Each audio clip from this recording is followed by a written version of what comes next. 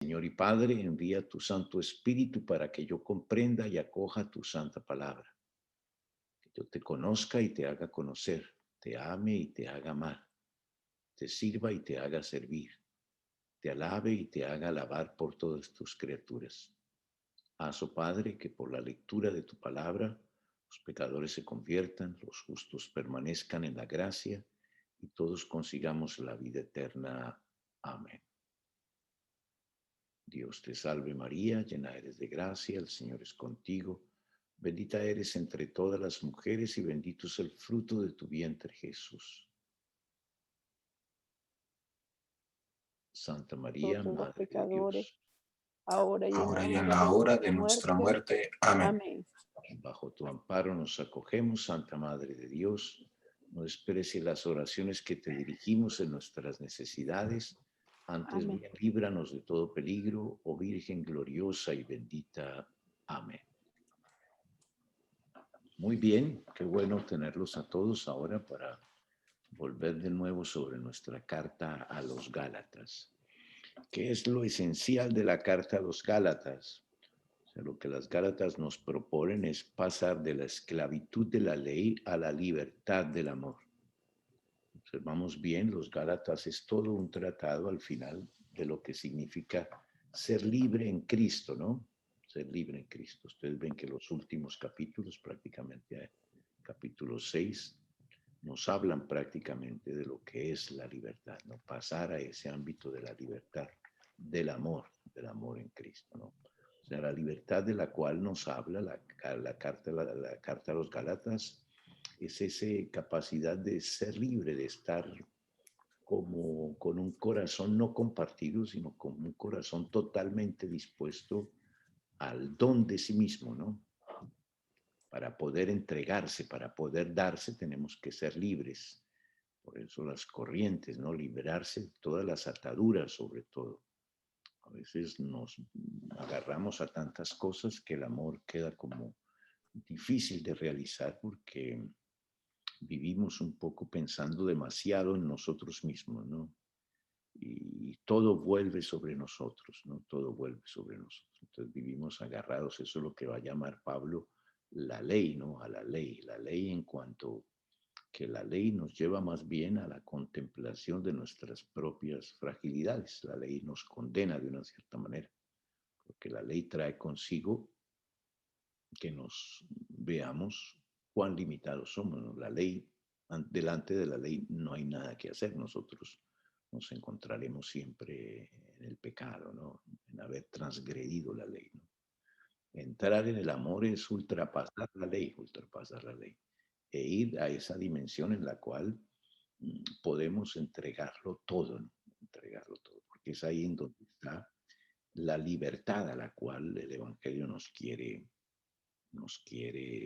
llevar, ¿no? Es la libertad que nos conduce al amor y al amor que es don total de sí, ¿no? Un amor sin un corazón sin división, ¿no? Un corazón sin división. Es este corazón el que Dios quiere, ¿no? Eso está desde el Deuteronomio. Ustedes se acuerdan la ley de los judíos, ¿no? Dios es uno, ¿no? Y tenemos que amar a Dios como el único, ¿no? Con todo nuestro corazón, con toda nuestra mente y con toda nuestra vida, ¿no? Con todo lo que somos, con todo nuestro ser, ¿no? O sea, es un amor que nos lleva a ser libres en ese sentido. Esa es la libertad de la cual nos habla la carta a los Gálatas y es la libertad que Pablo encontró. Esa está, digamos, la síntesis de toda la carta como tal, ¿no?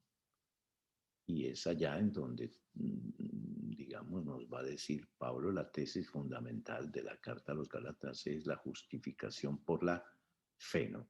Por la fe. O sea que somos justificados en ese amor a Dios, ¿no? En cuanto que lo que hacemos tiene que llevarnos a conducirnos y ser expresión de ese amor don total de sí mismo, ¿no? ¿Sí? ¿Estamos ahí? Y vamos, Padre. Como ustedes ya leyeron la carta y ya la han meditado un poco, pueden llegar ahí a esa parte central. Por eso un texto muy importante de Gálatas es Gálatas 2:20 a 21, ¿no? Ya no vivo yo, ahora vive Cristo en mí, ¿no? Yo vivo, pero ya no soy yo quien vivo, pues es Cristo quien vive en mí. Mi vida presente en la carne, yo la vivo por la fe en el Hijo de Dios, que me amó y se entregó por mí, ¿no? No invalido la gracia de Dios, porque si es por la ley que viene la justicia, entonces Cristo murió en vano. Cristo murió en vano. O sea que es importante ultrapasar la ley, ¿no? Ultrapasar la ley. Ir más allá de la ley. Yo no estoy diciendo que el amor elimina la ley, no. El amor nos lleva mucho más allá de la ley. Ustedes se acuerdan del Mateo 5 cuando las bienaventuranzas, ¿no? O vistes que fue que se dijo, ¿no? No matarás, yo te digo, no harás ni siquiera en tu pensamiento un daño a tu hermano, ¿no? O sea que vamos mucho más allá de la ley, ¿no?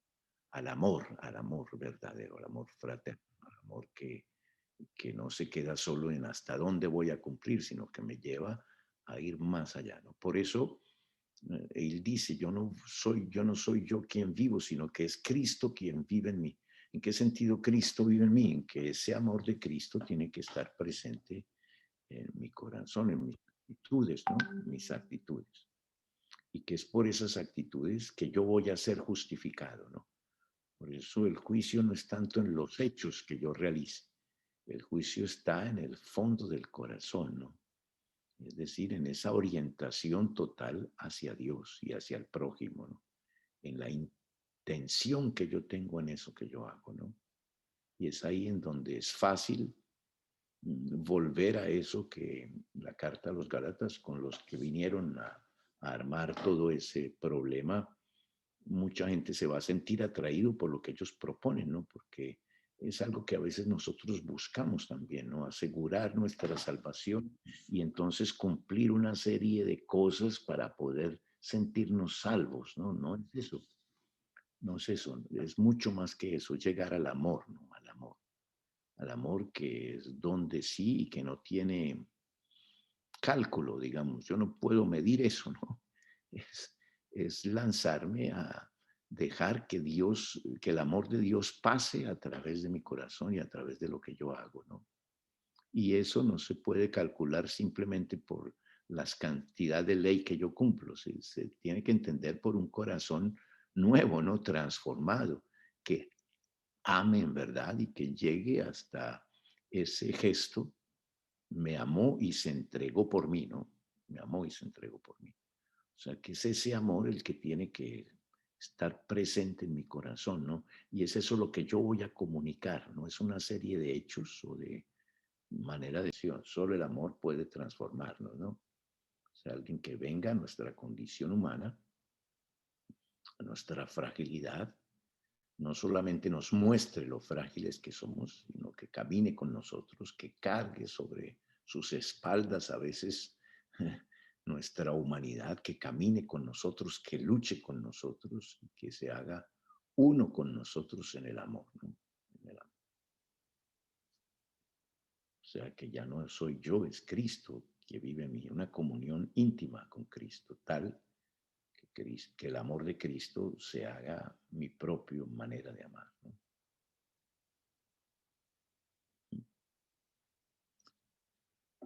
Ahí tienen algo en portugués, yo les voy a leer en español, que no tuve el tiempo de traducir todo, pero ustedes entienden muy bien, ¿no? ¿Quién? Pablo lo escribe a los hermanos, es algo que aparece también, digamos, en la carta, ¿no? Que es nuevo, novedoso en la manera de saludar.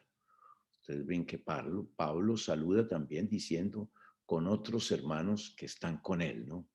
No los identifica propiamente, pero habla como si fuera él el proceso de una comunidad que reflexiona, ¿no? O sea que la carta posiblemente es el proceso no solo de la reflexión del Pablo, sino también el proceso de lo que vive la comunidad desde la cual Pablo escribe, ¿no? Suponemos que él está en Éfeso posiblemente escribiendo esta carta a los Gálatas, ¿no?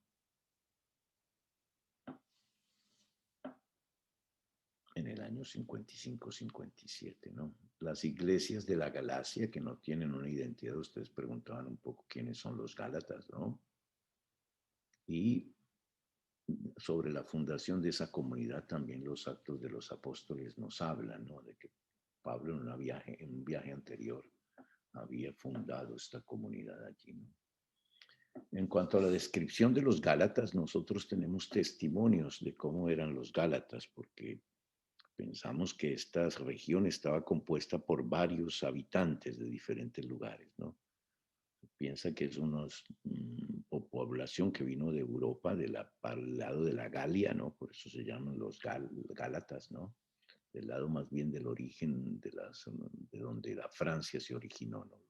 Los gauleses, que eran altos de estatura, músculos bien desenvolvidos, piel blanca, sus cabellos eran, digamos, monos, ¿no? Loiros, no solo por naturaleza, sino también artificialmente. Parece que algunos se pintaban los cabellos también en esa época para aumentar todavía más esa color distintiva que los hacía diferentes de los otros y que los identificaban, ¿no? Algunos de ellos se cortaban la barba, otros dejaban crecer un poco. Eran, digamos, con los pómulos un poco prolongados, ¿no? Bien abollonados, ¿no?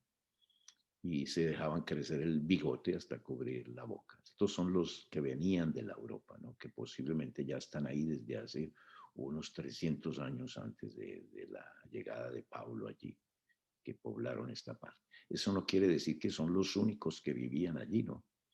Eran también algunos que eran residentes de la región, ¿no?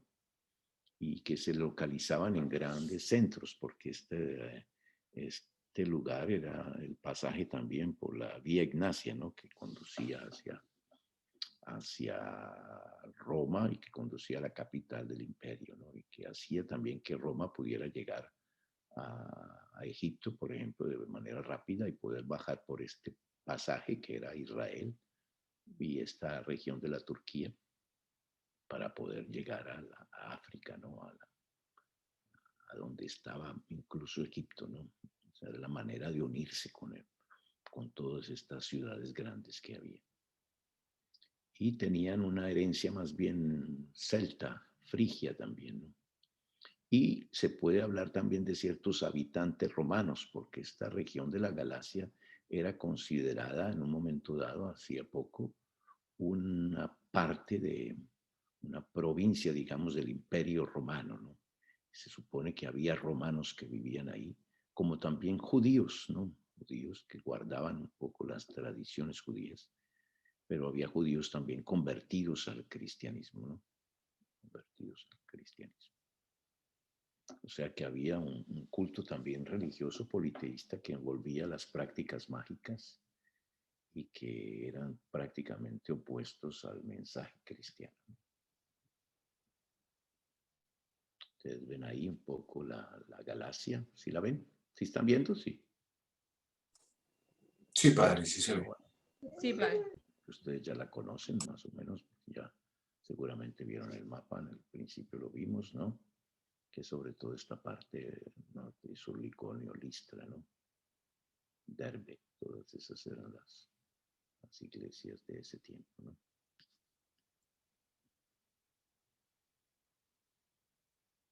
Porque, digamos, tomamos en serio esta carta a los Gálatas. Y ustedes ven que esta carta a los Gálatas también es llamada de las grandes cartas, ¿no? Vamos a ver que esta carta trata uno de los temas más importantes en la teología paulina, que es la justificación por la fe, ¿no? Y esta justificación por la fe va a ser desarrollado este tema, sobre todo en la carta a los romanos. La carta a los romanos va a ser el gran desenvolvimiento, si se puede decir, o desarrollo de la idea de la justificación por la fe que se encuentra como una de las ideas fundamentales de Pablo, ¿no? Lógico que vamos a tener la carta de Santiago, ¿no? Que habla de las obras. Es posible que esta, digamos, afirmación de Pablo de la justificación por la fe haya sido, digamos, mal interpretada en las primeras comunidades cristianas y que se llegue a veces a no hablar de las obras como una expresión de la fe también, ¿no? Por eso la carta de Santiago va a tocar sobre todo ese tema, ¿no? Muéstrame tu fe sin obras, que yo a través de mis obras te mostraré mi fe, ¿no? Y la carta es importante leer al lado de esta carta, la carta a Santiago, ¿no? Porque Santiago completa el pensamiento de Pablo, ¿no? Pensamiento de Pablo. Y lo interpreta en el sentido de que es la fe la que justifica, ¿no? Pero la fe sin obras es una fe muerta, ¿no? No tiene expresión, ¿no? O sea que las obras también son necesarias para expresar la fe, ¿no? Solo que las obras no tienen que tener una finalidad por sí mismas, ellas tienen que ser la expresión del amor mismo de Dios presente en nuestros corazones, ¿no? Eso es bonito leer Santiago porque Santiago va a tratar de una manera fuerte este aspecto de la fe y las obras juntos, ¿no?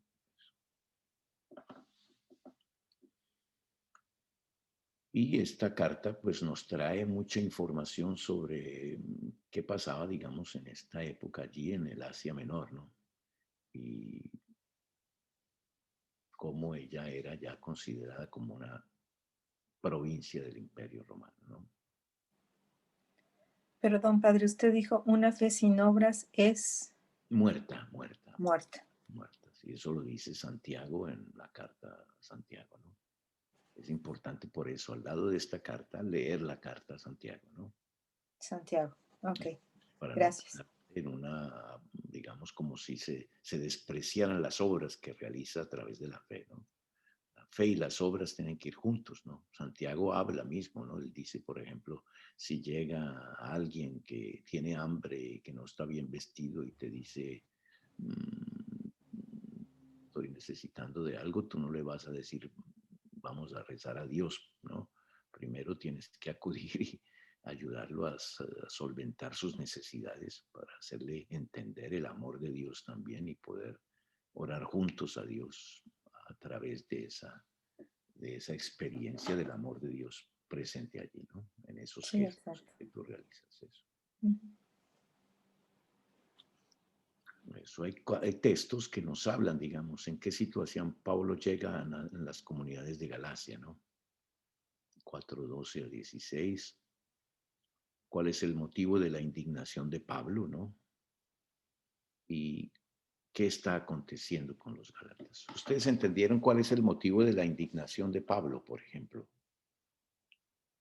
¿Por qué Pablo se indigna tanto con los Gálatas?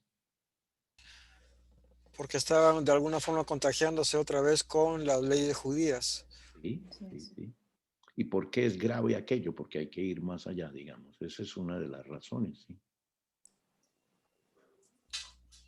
Porque es Porque grave. de alguna forma están negando la existencia de Jesús, de la libertad que nos dio Jesús. Eso es muy importante, ¿no? Porque están yendo contra el Evangelio, ¿no? Contra el Evangelio. Y una de las preocupaciones de Pablo es que el Evangelio se conserve en su originalidad más grande, ¿no? O sea, no es solo por el hecho de volver a las tradiciones judías, es porque volviendo a las tradiciones judías, ellos están de una cierta manera buscando otro camino para la justificación que no es Cristo, ¿no? Que no es Cristo. Ujú. O sea, volver de nuevo al hecho de que las obras de la ley aseguran mi salvación, ¿no? Cuando, digamos, Cristo aparece como el camino de nuestra justificación, de una cierta manera. Es la relación con una persona, ¿no? Es una persona que vino a manifestarnos su amor y es en esta relación en donde vamos a encontrar la justificación propiamente de nuestra vida, ¿no? De nuestra vida. Es muy fácil, por eso le decía que muchos siguieran esta tendencia de los Gálatas, ¿no? Porque es algo que buscan hoy también muchas personas, ¿no? Asegurar diciéndole, Padre, ¿qué tengo que hacer entonces para que esté segura de mi propia salvación, ¿no? Y entonces uno dice, bueno, de limosna a los pobres, ¿no? Pero eso tiene que salir de un corazón transformado, ¿no? Transformado en acuerdo con el corazón de Cristo, ¿no? Y Cristo viene sobre todo para manifestarnos el amor de Dios como Padre, ¿no? El amor que nos justifica por su misericordia, ¿no? Por su misericordia. O sea que no basta con cumplir cosas para nuestra salvación, es importante llegar a amar como Cristo nos amó, ¿no? Y hacer, abrir en el mundo la experiencia del amor de Dios presente en medio de nosotros. Y eso nos exige ir más allá de la ley, ¿no? Porque no es un amor ordinario, es un amor que va más allá de todo, de todo, de todo, de todo, de todo. Los cristianos tenemos que ser testigos de un amor que va más allá de la ley, ¿no? A tu hijo tú no puedes decirle, no, yo voy hasta aquí, yo ya no voy más, ¿no? A tu hijo para sentirlo amado y hacerle vivir la experiencia del amor que lo trajo al mundo, tienes que incluso llegar a superar las fronteras del don de sí, ¿no? A entregarse tú mismo, ¿no? Entregarle todo, ¿no? Hasta dónde tengo que amar, ¿no? Y hasta dónde no tengo que amar, ¿no? Eso es lo que mucha gente se pregunta hoy, ¿no? Como si la ley pudiera regular eso, ¿no? Según el Evangelio, el amor de Dios es, tenemos que ser experiencia del amor de Dios y tenemos que tener gestos humanos que ultrapasan la ley, ¿no? Por eso en el Evangelio de Mateo, ¿no? Si alguien te pide un manto, tienes que darle dos, ¿no? Si alguien en el camino estás peleado con alguien, mejor arréglate con él antes de llegar a casa, ¿no? Y no solo no debes desear la mujer del prójimo, tienes que también no ni siquiera mirarla con ojos queriéndola poseer, ¿no? O sea que es el amor mismo llegar a esa dimensión del amor. Y es muy fácil, por eso que anunciaban los Gálatas, que eso atrajera a mucha gente, ¿no? Que eso atrajera a mucha gente. Porque hoy en día la gente quiere asegurarse su salvación, ¿no? Como si uno pudiera comprar eso con los méritos que uno puede adquirir, ¿no? En últimas es el amor misericordioso de Dios el que nos hace entrar en esa gratuidad de su amor y en esa generosidad, ¿no? Esa generosidad.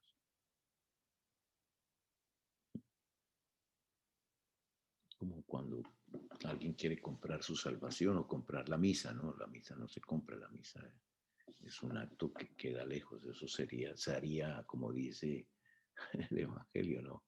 Se haría odioso a alguien que quiera comprar eso, ¿no? Que eso no se puede comprar. Eso no se puede comprar.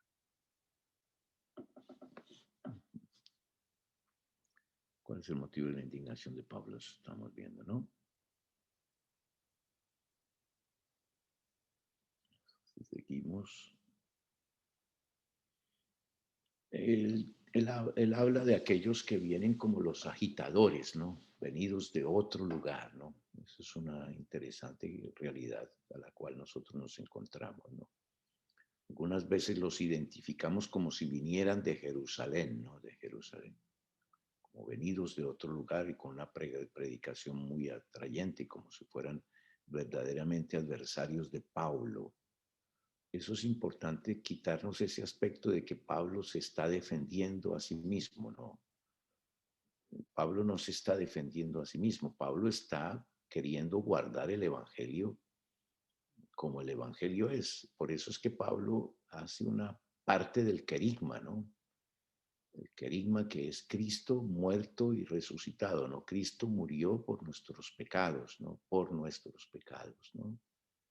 Y fue sepultado, según las Escrituras, ¿no? Y resucitó al tercer día, según las Escrituras, ¿no? Y se apareció, o sea que parte de ese hecho de la muerte y de la resurrección de Cristo como el punto de partida de toda nuestra predicación y que es a través de este amor revelado en Jesucristo que nuestra salvación llega, ¿no? Por eso Pablo no se defiende tanto como autoridad. Él lo que está tentando de establecer es que el Evangelio se conserve tal cual como él es, ¿no? Lógico que para hablar de ese Evangelio él tiene que hablar de sí mismo, porque él fue tocado por el Evangelio. ¿Dónde se concretiza el Evangelio? En eso que aconteció con Pablo.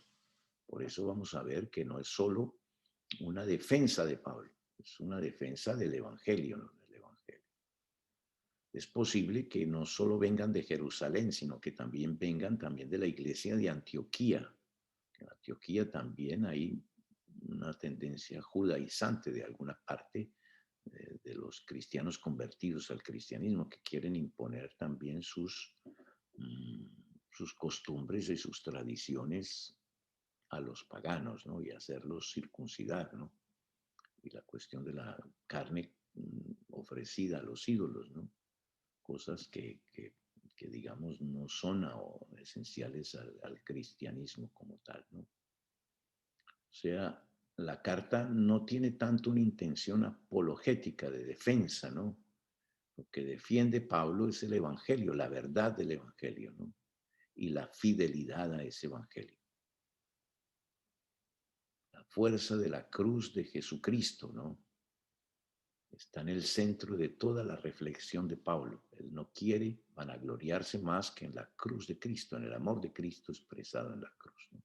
Eso no es algo en que Pablo se esté defendiendo a él, no es que está mostrando que allí está como el fundamento de todo el evangelio, que fue lo que él encontró. Lógico que él está hablando de su experiencia porque es una primera manera de hablar de eso, ¿no? Diciendo lo que yo estoy hablando es algo que yo viví en mi propia carne y un paso que yo también hice como judío, ¿no? En cierta manera lo que están buscando los agitadores es, como decíamos, contornar o como, sí, intentar como no enfrentar el hecho de la cruz como expresión de amor de Cristo, ¿no? Y que todo el cristiano tiene que estar allí en esa cruz como expresión de un amor que sobrepasa todos los límites, ¿no?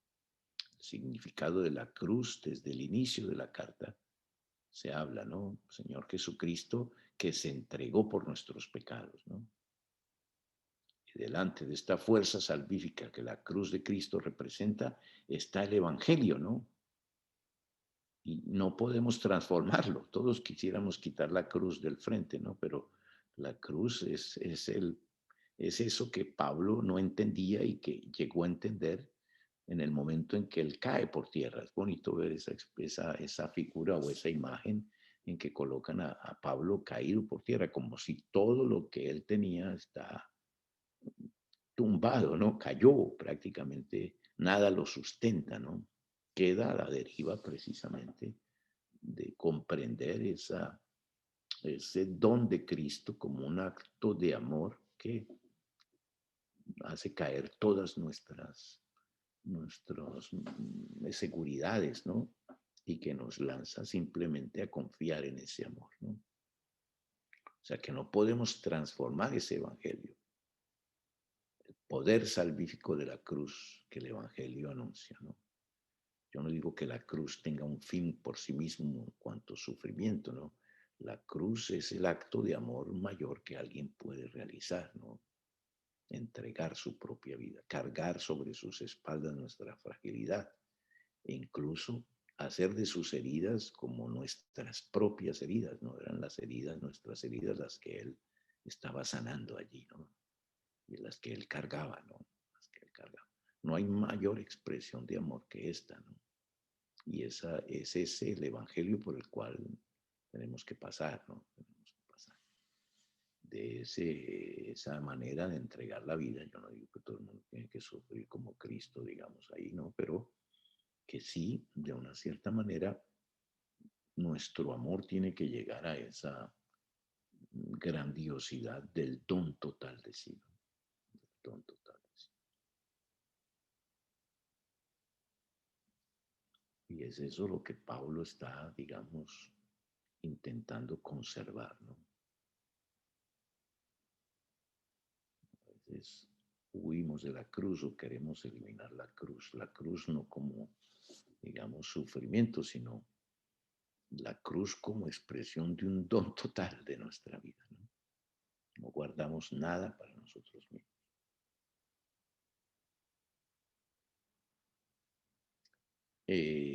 Toda la carta tiene una connotación afectiva que es propia de Pablo, ¿no? Él trata, a veces el temperamento de Pablo se puede ver allí, ¿no? La manera, la fuerza como habla, a veces las censuras lo hace con una intensidad de emoción tal que a veces nos parece que utiliza expresiones muy fuertes, los enemigos de la cruz, ¿no? Por ejemplo, ¿no? O aquellos que son enemigos del evangelio, ¿no? El verdadero propósito no es tanto de presentar una opción delante de los cristianos de la circuncisión o no, o de la observancia de la ley o no, ¿no? Ni defender, digamos, el apóstol que se siente atacado por los intrusos, ¿no? Es más bien de darse cuenta que los gálatas, en la opción que están tomando, están como colocando en dificultad el evangelio que no viene de Pablo, sino un evangelio que Pablo recibió y que él transmitió y que está velando porque el evangelio se conserve tal cual como él lo recibió y como debe ser transmitido, porque de eso depende la salvación de muchos, ¿no? Salvación. Bien, ¿preguntas tienen por ahí? Están muy calladitos ustedes. Usted, padre, dijo que la cruz es un don total De sí mismo, ¿no? de sí mismo. Sí, de sí mismo. Es decir, no hay egoísmo ahí prácticamente, ¿no? Ok, No hay egoísmo. gracias. Es generosidad absoluta, ¿no? El amor incondicional, ¿no? Y es ese amor el que salva, ¿no? Es ese amor el que salva. Ese es el que nosotros necesitamos encontrar para sentirnos realmente motivados a una transformación interior. Y no solo, sino como alguien que viene para acompañarnos, ¿no? El Cristo de la cruz se presenta solidario absolutamente con toda la condición frágil de la condición humana, ¿no? Okay. Que carga sobre sí nuestra fragilidad, ¿no? Es como un papá cuando carga a su hijo en sus brazos, ¿no? Carga todo lo que la vida que quiere ayudar a crecer y a hacerse fuerte, ¿no? Eso. Esa es la expresión de un amor que es don de sí, ¿no? Y al cual el Evangelio nos quiere llevar, es hacia allá que el Evangelio nos quiere llevar. El Evangelio no nos lleva solo a cumplir cosas, el Evangelio nos lleva a amar y amar verdaderamente, ¿no? Que eso tiene sus consecuencias en las obras que realizamos, claro, claro que sí. Y eso se ve, ¿no? Cuando alguien trabaja por el dinero que recibe y cuando alguien da realmente como algo que es su propia vocación, ¿no? Lo hace como con alegría, con generosidad, con entusiasmo, ¿no? Es algo que sale de él, ¿no? Sí. Nada más feo que encontrarse delante de alguien que tiene un amor interesado, ¿no? Él viene a mí porque quiere sacar provecho de mí, ¿no? O utilizarme o manipularme o como una fuente de ingresos. Eso acaba con toda... Eso no me salva, ¿no? Eso me deja más bien en situación difícil, ¿no? Porque me pierdo la fe, pierdo la confianza. Uh-huh.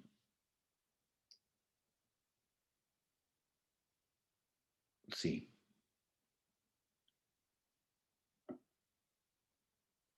Ustedes se dan cuenta que la manera de proceder de Pablo es que él intenta responder a problemas más urgentes de sus comunidades, ¿no? No podemos exigir que Pablo haga una presentación sistemática, ¿no? Eso lo tenemos en la carta a los romanos un poco, ¿no? Y incluso Gálatas, vamos a ver que tiene una organización muy bien hecha en la manera de reflexionar, ¿no? Pero es difícil, llegamos a establecer como el centro de toda la teología paulina, ¿no?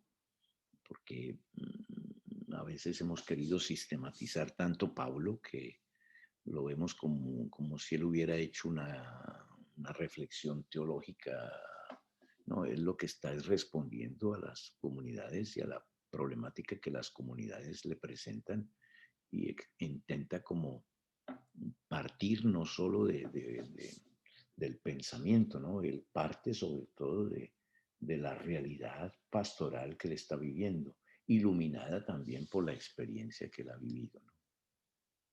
Por eso si pudiéramos hablar del centro de la teología paulina, es muy difícil, digamos, llegar a encontrar ese centro, ¿no? Pero sí nos podemos dar cuenta de que todo está centrado, si podemos, el punto de partida de la teología paulina, el punto de partida es su experiencia personal.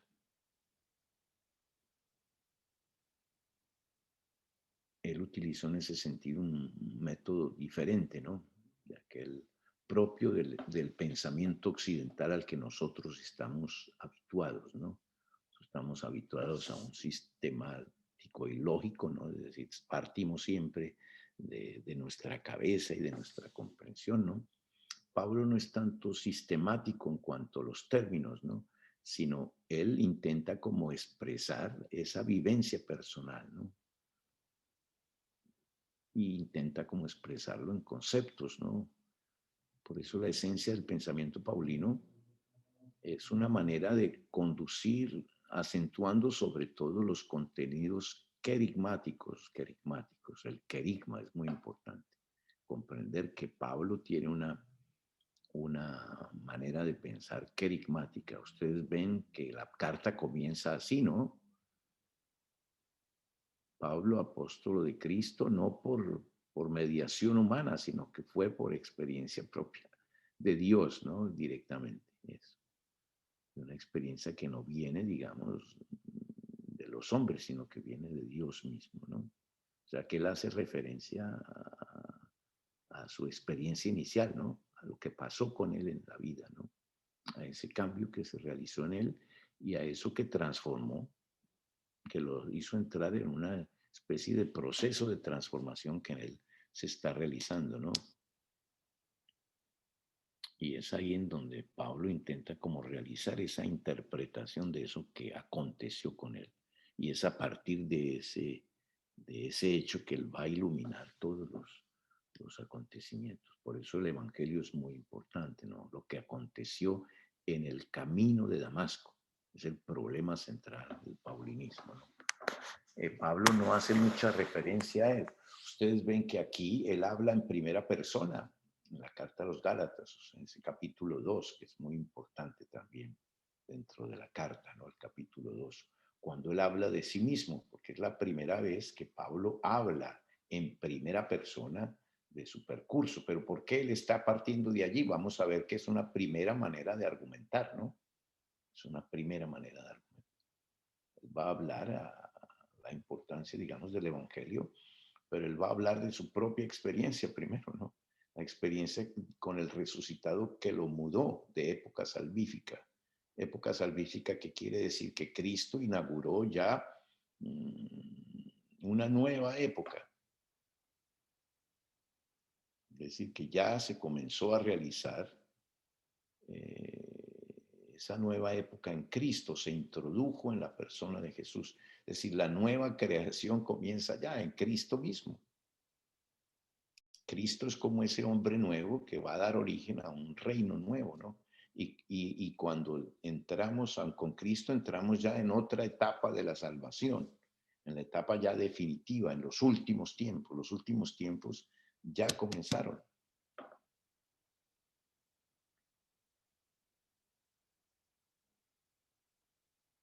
O sea que Pablo entra en esos últimos tiempos y está pidiendo a los judíos que intentan hacer eso que entren en esa dimensión en la que Cristo lo hizo entrar a él, ¿no? La realización de esos últimos tiempos, en la creación de un hombre nuevo, ¿no? Un corazón nuevo, un espíritu nuevo, y por eso él va a proclamar una nueva ley, ¿no? Una nueva ley. Ustedes ven que él va a reformar todas las instituciones judaicas. O sea, que él va a se presentar como el verdadero templo, por ejemplo. El templo somos nosotros. Pablo nos va a hablar de un cuerpo que nosotros configuramos con él, ¿no? Y que constituye el cuerpo en el cual el Cristo resucitado va a estar presente y en el cual se realiza esta comunión con Dios, ¿no? O sea, el templo no es el pedazo de ladrillo que tenemos nosotros. El templo es nosotros mismos en nuestra humanidad, ¿no? Es allí en donde tenemos que encontrar aquello que Cristo nos deja, ¿no? El amor de Dios presente en nuestros corazones. Y es de allí donde el verdadero culto se tiene que realizar, ¿no? Y esto viene de la experiencia de Pablo en el camino de Damasco. El camino de Damasco. ¿Qué pasa allí? Es el inicio, no podemos decir que allí se dio todo, ¿no? Es el inicio de una transformación que se está realizando en Pablo, que lo hizo comprender a Cristo como aquel que inaugura una nueva etapa, los últimos tiempos, un hombre nuevo, un espíritu nuevo, ¿no? Y una nueva ley mismo, que es la ley del amor. No es una doctrina sobre Dios, no es una experiencia de su poder salvífico que se efectúa en el momento en que Él es proclamado en el corazón de cada uno de ellos. Cristo murió por nuestros pecados, dio su vida por nosotros, ¿no? Y resucitó.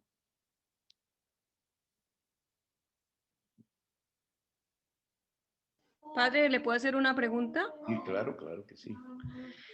Padre, con la redención de Cristo recuperamos la gracia, ¿no? La comunión con Dios, la vida de Eso Jesús es, la dentro de gracia es nosotros. la comunión con Dios, Sí. recuperamos la relación con Y Dios. cuando Que hablamos de recuperamos, la pregunta es, ¿esa gracia es la misma gracia del estado de santidad original? O sí, sea, es la gracia del estado original, digamos, de santidad. O sea, ahora no hay separación, digamos. Antes en el judaísmo todo se construía a partir de la separación, por eso los sacrificios, por eso los ritos de purificación, ¿no? Porque para acercarse a Dios teníamos que adquirir un grado de pureza que solo se podía hacer en ciertos momentos, ¿no? El sacerdote era el único que podía entrar al santo de los santos, ¿no? Ahora Cristo rompió un poco ese abismo del cual se hablaba, ¿no? ¿Y por qué? Porque fue Dios mismo que vino a nuestra condición humana y rompió esa distancia y creó una comunión con nosotros, ¿no? Una comunión que nos renueva en esa relación. Por eso las instituciones judaicas caen, ¿no? El templo cae, porque el templo como tal no hizo lo que él tenía que hacer, que era hacer de ese lugar un lugar del encuentro con Dios, de restaurar esa relación con Dios, ¿no? La ley tampoco pudo hacer eso porque, digamos, en el templo y en la ley algunos iban a hacer el culto, pero después iban a convertir, a realizar injusticias grandiosas y continuar una vida desregrada, ¿no? La ley, por ejemplo, mm, no alcanzó, digamos, a producir sus frutos, ¿no? Porque la ley no alcanzó a cambiar el corazón del hombre, ¿no? Mm, Se iba al templo y el dinero que ponían en el templo y los sacrificios que colocaban era fruto de la injusticia, del dinero mal habido, de la explotación, ¿no? De unos por otros. O sea que Cristo va a entrar al templo y va, digamos, a expulsar todos los vendedores diciendo, no, mi templo no se puede convertir en casa de comercio, ¿no? Es un comercio el que hacemos con Dios. Se necesita un espíritu nuevo, un corazón nuevo y una ley escrita en el corazón de los hombres. Eso lo decían todos los profetas también. Entonces, de una cierta manera, Cristo ya nos hace entrar en los últimos tiempos, ¿no? Y el mundo va hacia esa transformación, ¿no? El mundo va hacia esa transformación. Pero es en nuestra historia humana donde esa transformación ya fue iniciada por Cristo, ¿no? Y es donde esa creación nueva poco a poco va a realizarse, ¿no? Y es por eso que nosotros tenemos la misión todavía de trabajar por ella, de hacer en el mundo lugares en donde se pueda vivir esta experiencia de Dios, ¿no? De Dios. A veces nos preguntamos por qué Dios no está presente en el corazón de los muchachos, que no les hemos hecho vivir esa experiencia a veces de un amor incondicional, por ejemplo, ¿no? En la familia, en el encuentro que tenemos con ellos, en el acompañarnos en la lucha que hacemos por ellos, ¿no? Si eso no se da, es muy difícil que el evangelio entre también, ¿no? El evangelio no es un concepto intelectual, como dice Pablo. El evangelio es una experiencia personal de Cristo resucitado en el corazón de cada uno. El amor de Dios presente en nuestros corazones. Descubrir ese amor es muy importante. Es el inicio de una transformación en cada uno, ¿no?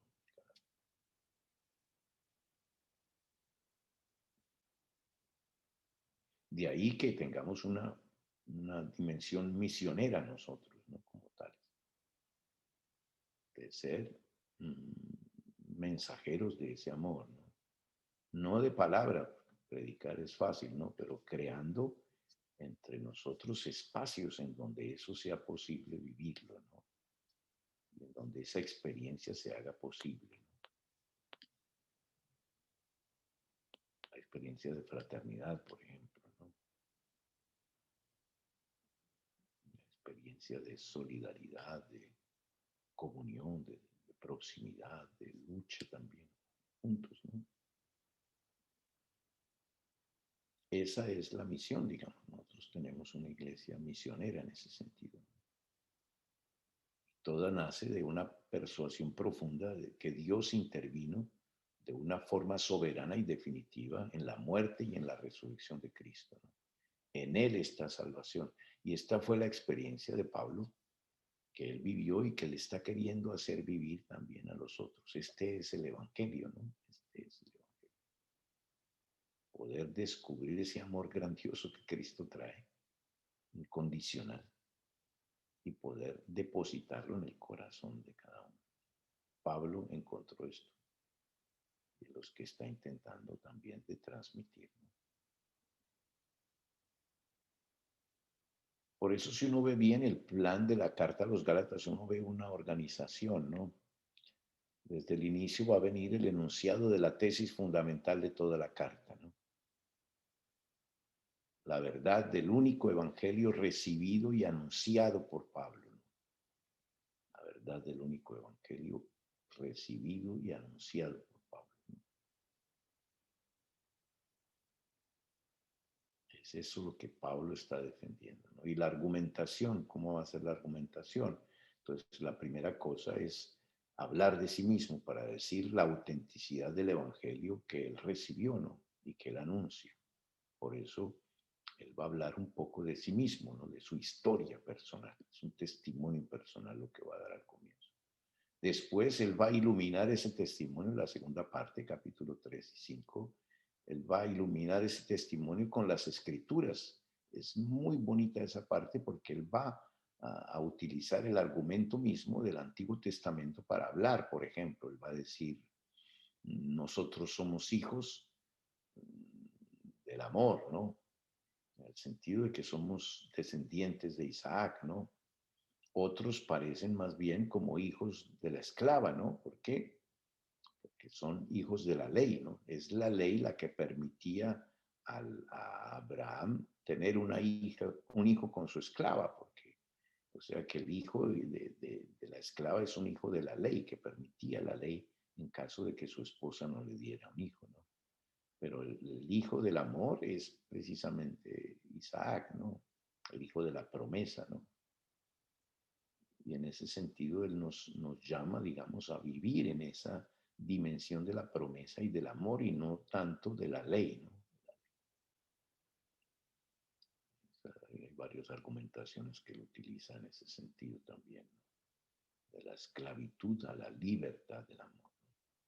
Y nos convida a vivir en la libertad de los hijos de Dios, ¿no? Esa filiación que nos viene en Cristo es la filiación que viene del amor, ¿no? Del amor de Dios que nos da a su Hijo para que Él nos haga sus hermanos, ¿no?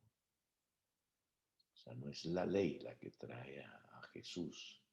La actitud de Jesús es una actitud voluntaria, es Él el que viene por su propia iniciativa, lógico, digamos, entrando dentro de la unión entre el querer de Dios y el querer de Cristo, ¿no?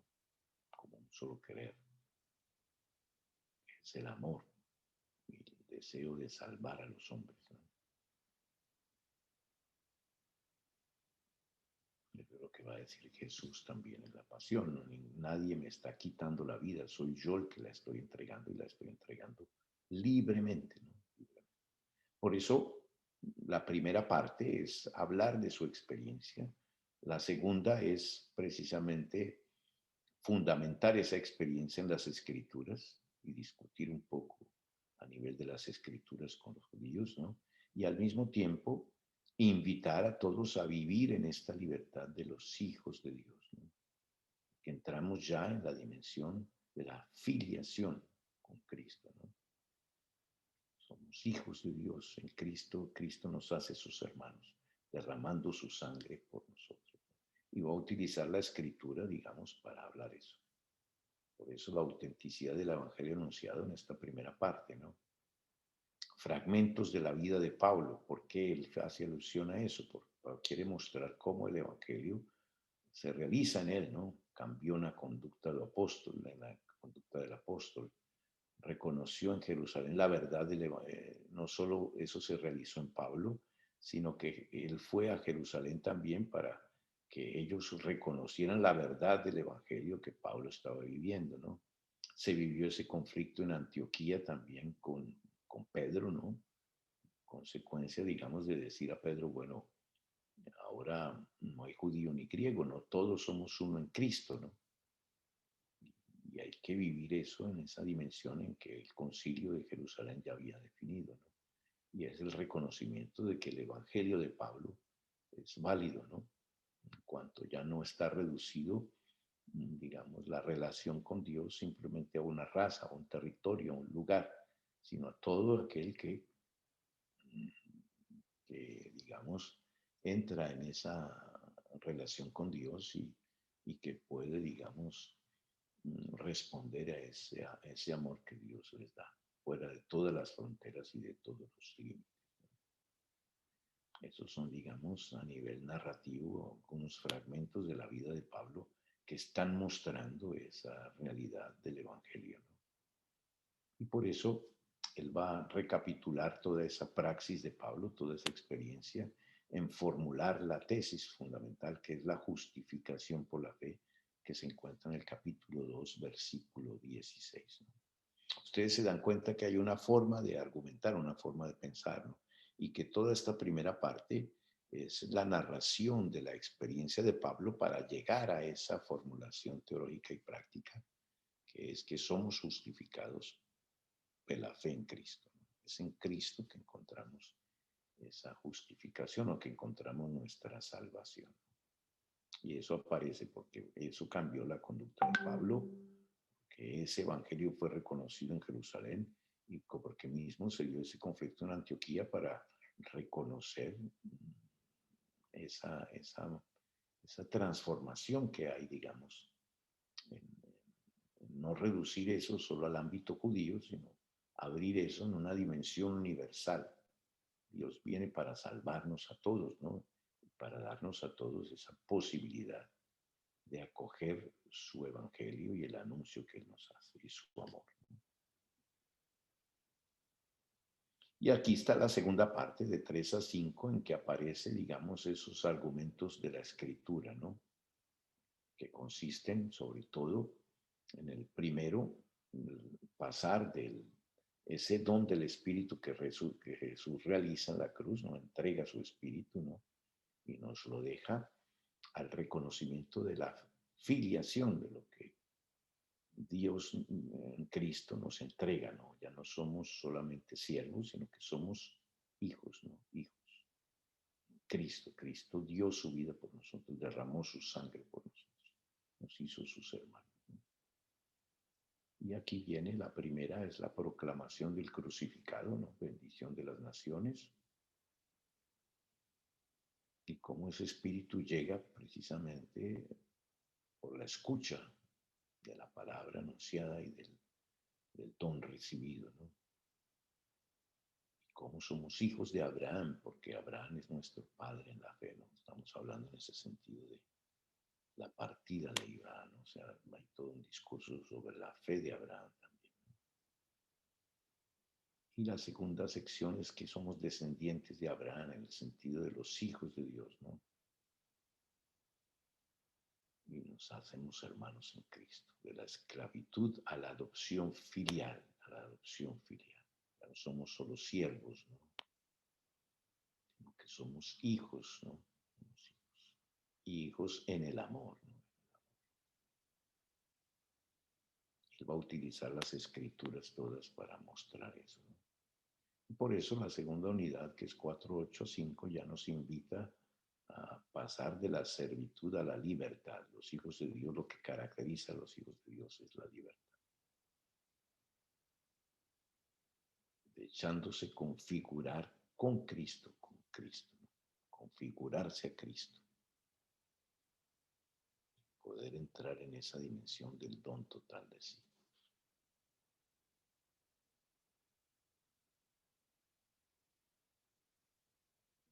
La ley no es más que una pedagoga, ¿no? No es una pedagoga que nos conduce al amor. El objetivo de la ley es que los hombres puedan vivir humanamente, ¿no? O sea, que puedan encontrar las maneras de vivir en esa fraternidad, en ese amor, en esa justicia, en la paz, ¿no? Don de sí mismo.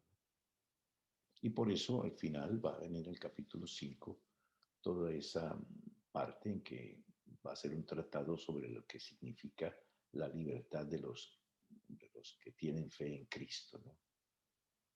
La libertad que viene de la cruz, por ejemplo, ¿no?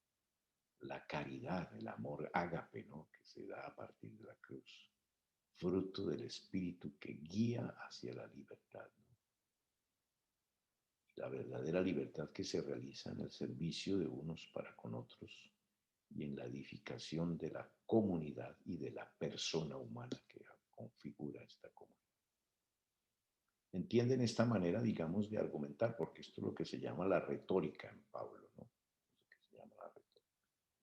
Comienza hablando de su propia vida, de ver cómo el Evangelio lo transforma, después argumenta a partir de las Escrituras y después invita a todos a vivir en esa libertad que viene de Cristo, ¿no? Ya argumentada, digamos, a partir del testimonio de su vida y a la luz de las Escrituras, ¿no?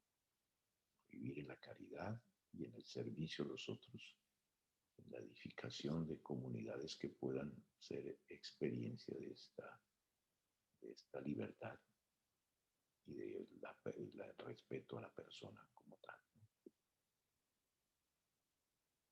¿Sí? ¿No se me han dormido ustedes por ahí, no?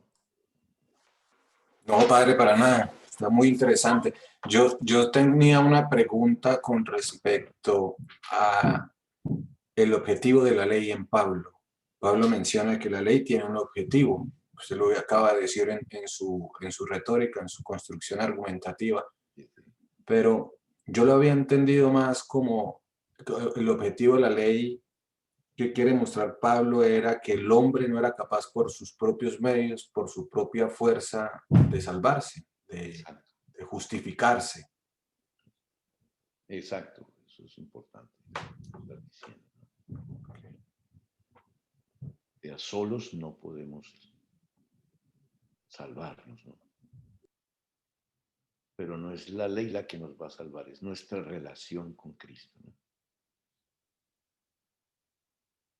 Nuestra relación íntima con Él, ¿no?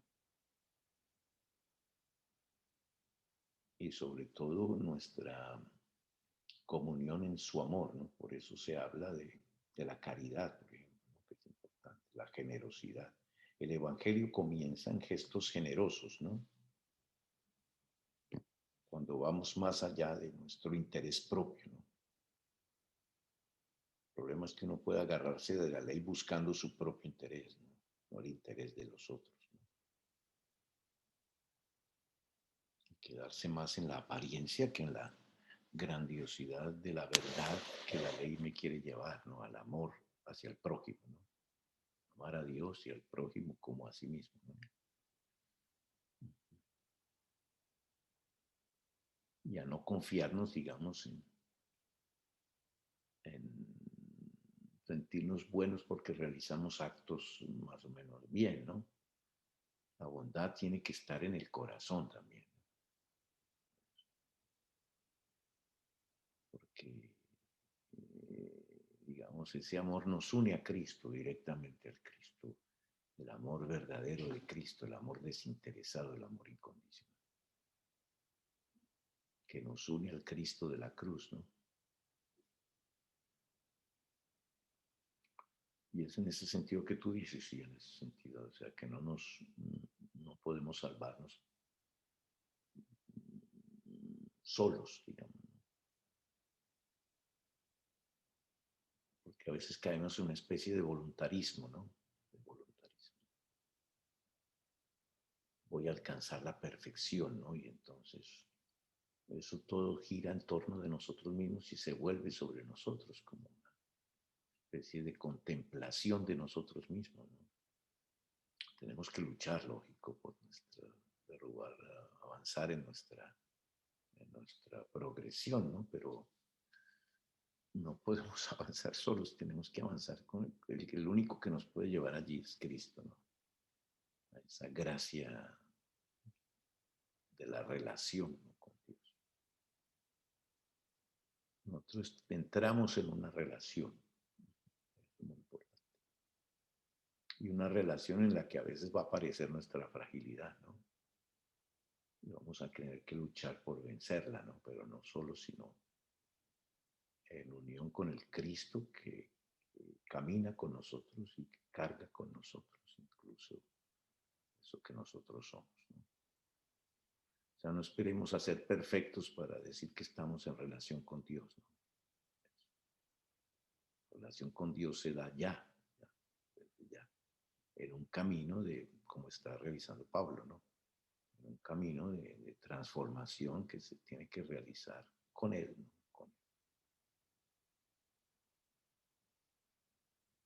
En una relación de amor, ¿no?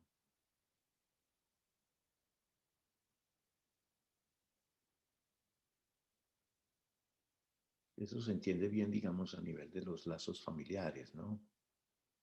¿Qué es lo que tiene que hacer un papá? Pues entrar en el misterio de su hijo, ¿no? Y acompañarlo en todas sus luchas, ¿no? A veces él tendrá que luchar solo, pero tú tienes que estar ahí también, ¿no? Y hacerte presente en los momentos en que más necesita de alguien que le diga un hombro o le empuje, ¿no? Le ayude a encontrar un camino. Eso lo puede salvar, ¿no? Condenarlo tal vez lo haga tomar, lo haga reaccionar, pero eso no es suficiente, no mostrarle la fragilidad.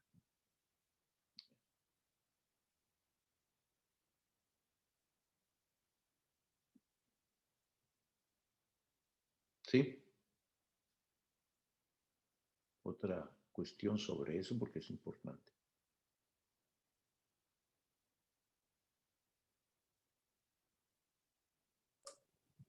Bueno, yo les muestro ahí también una parte en que aparecen los textos de la relación entre las dos cartas de Gálatas y Romanos. Ustedes ven que hay muchos textos que unen a Gálatas y Romanos, ¿no? Que hacen referencia sobre todo ese aspecto de la justificación por la fe, ¿no? Aquí uno ve que prácticamente Gálatas es como la preparación de la carta a los Romanos, ¿no? Que va a estar estructurada de una manera más sistemática allí en los Romanos.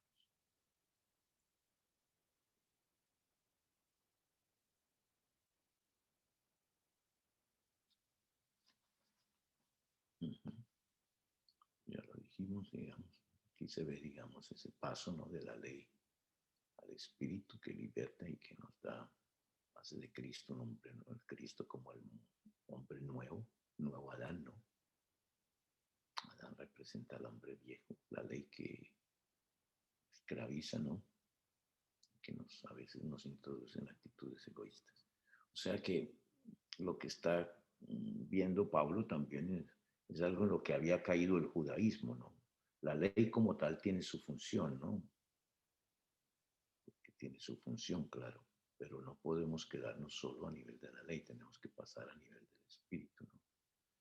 Que va más allá de la ley, más allá de la ley.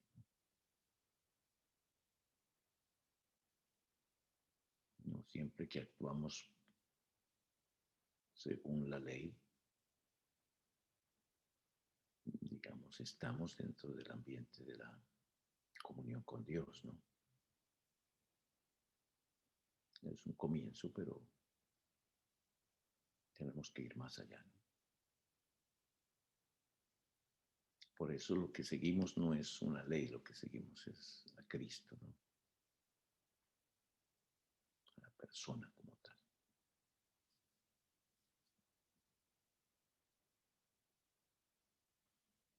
Sí. Otras preguntas, eso era lo que yo tenía para ustedes, digamos, ¿no?